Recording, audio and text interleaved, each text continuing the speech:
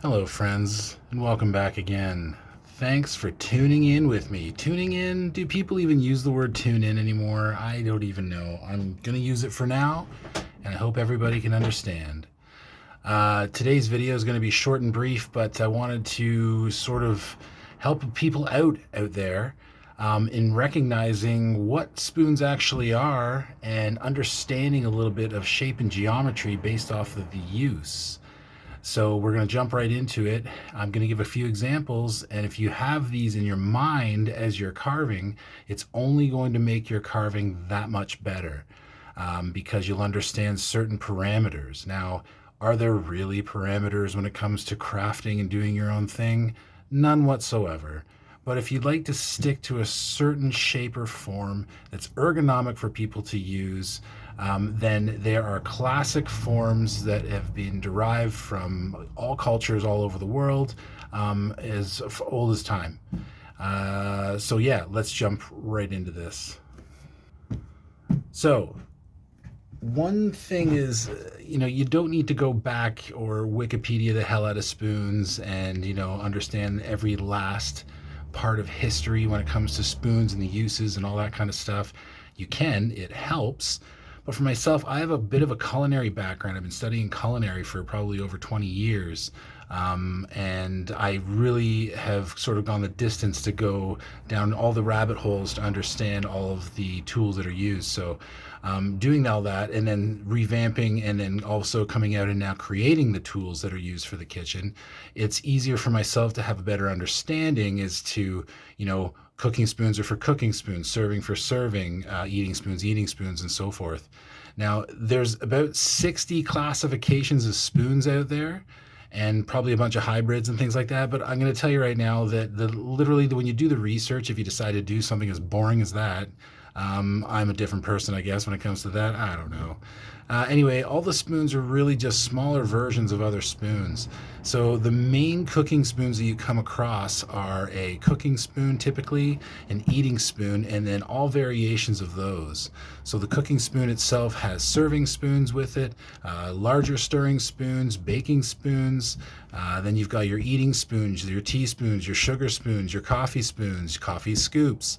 That little serrated one that you use for grapefruits. Like why would you create anyway? If you understand all of that and the basic shapes and geometry, you can sort of figure out which direction you want to go when it comes to carving the spoon itself. So I don't actually, believe it or not, have any straight spoons available except for a few blanks. And blanks, these guys are from FlexCut, and they're pretty straight. They're cut out with a bandsaw, and then you just go ahead and do what you do, kind of thing.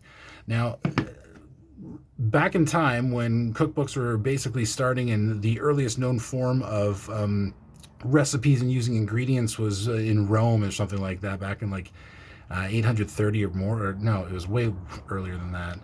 I can't remember. And then the first known cookbook was made in Germany in the year 830. You check on this stuff and you start to realize like the correlations of everything. But for the most part, whenever you're looking at old school medieval cooking and where everything sort of came from, it's a straight spoon. Like that's typically what it is. Now, the spoon has different variations of the bowl or the well of the spoon kind of thing, but it was always straight, very straight spoons, cooking and stirring, big pots, all that kind of stuff. So when you want to think about carving a traditional cooking spoon, just think straight. Now, you have to also remember style as well too.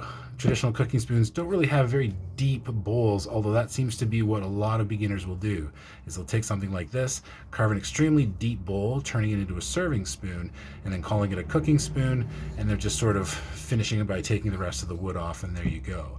While that is a spoon form, and nothing wrong with it, you can refine yourself over time to be able to create something a little bit more delicate, but still very kind of bulky and versatile for the kitchen. Hardy was the word I was looking for. Scoops too, very traditional as well too, straight into the pots and things like that when you're trying to get your coffee, tea, loose tea, whatever you want. Again, it's just usually a bowl that's hollowed out, and then that's just sort of carved away kind of thing, and you've basically, as you work it into a bowl, you've got yourself a scoop.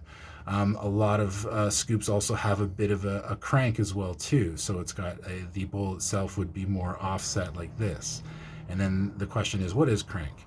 Well, that's the difference, and that's the difference of what we're carving.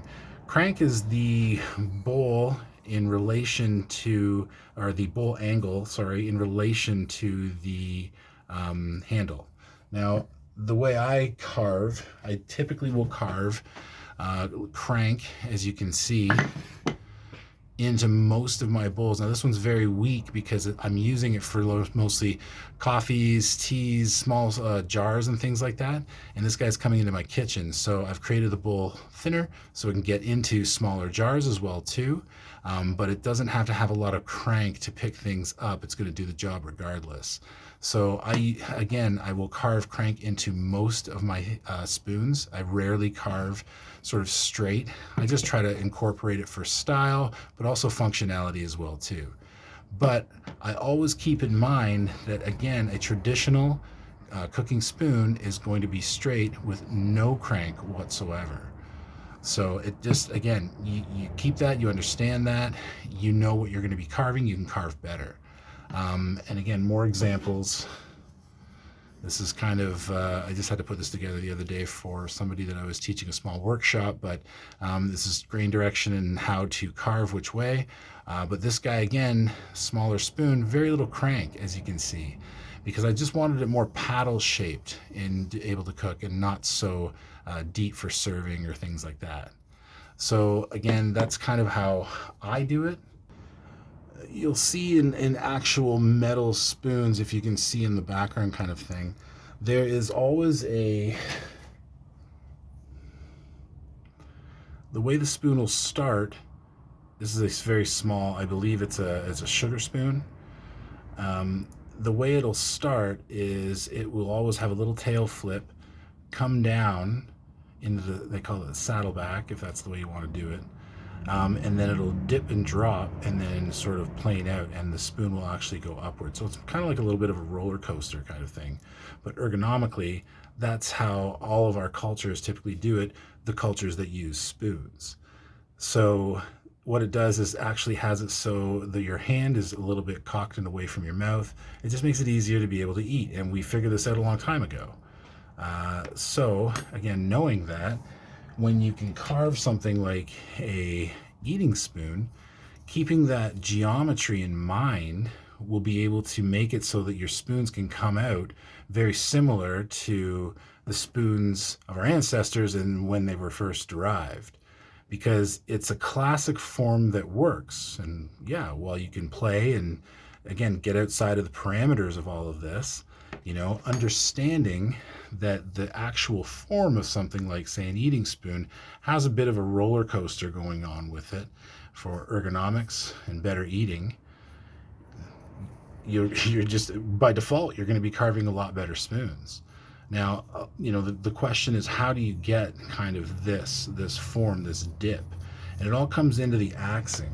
You can have very sharp kind of crank. This one's a little bit sharper, so again, really kind of cranky. Some would say it's a little bit like, you can't use it, and I beg to differ. You can definitely use it. It's just more cuppy, so it's like a scoop kind of thing. And that's what I play with when I basically carve out a lot of my eating spoons. I just play with the crank to see what kind of pitch that I enjoy. Do I like a rocky spoon or a swoopy spoon?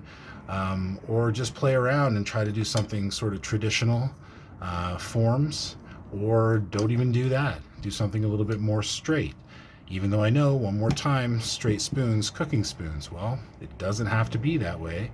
But this is more what I do personally. And then again, my cooking spoons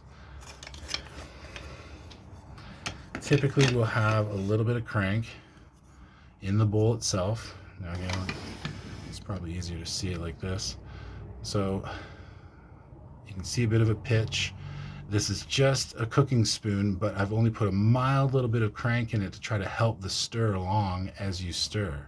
And again, it's more a lot for style, a little finesse, and it adds to the decor of your kitchen. That's the way I think when I'm basically trying to carve, especially with different woods. This guy's going to be a little bit deeper bowl, more of a smaller serving spoon, but still I left this one straight because I was playing around, so you can use it for cooking if you'd like to too. And again, you can use all of these spoons for all kinds of different things, but the form will dictate what you're typically supposed to be using it for. Sort of a serving spoon, a bit more crank to this guy, a little bit deeper in here. Just think mashed potatoes, you know, Thanksgiving or something like that. But that gives you the example of straight, cranky, spoon forms, and a little bit of how spoons were sort of, you know, designed to eat and be able to cook and feed people and do other things, sit and have tea and enjoy, and mixtures and things like that. There's so many different forms, but keeping them in mind makes it so that when you go out there and try to axe out the crank and the angle of your spoon bowls, you'll have a better idea of what you want to carve, and the carving is going to come out a lot better, in my opinion. Thanks for sticking around. Check out my other videos that are up. I've got a lot of shorts out there. I'm having a lot of fun right now. There's a lot more coming up and big changes coming soon. So thanks again. Please support me by checking out those other videos. Have a great day, and don't forget to subscribe.